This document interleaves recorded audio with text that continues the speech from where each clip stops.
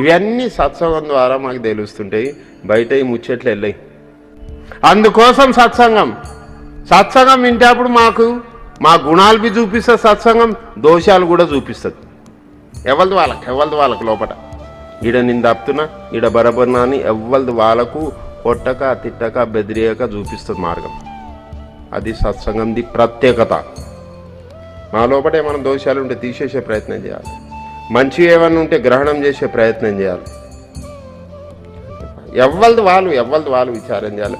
ఒకరు మాకు ఏలుపెట్టి చెప్తే నచ్చదు, మా దోషం మాకు చూపించి ఏలుపెట్టి చెప్తే మాకు నచ్చదు.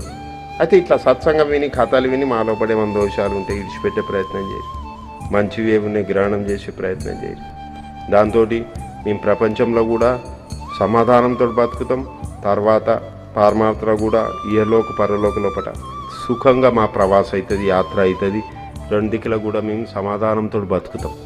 లేదు ఇటువంటి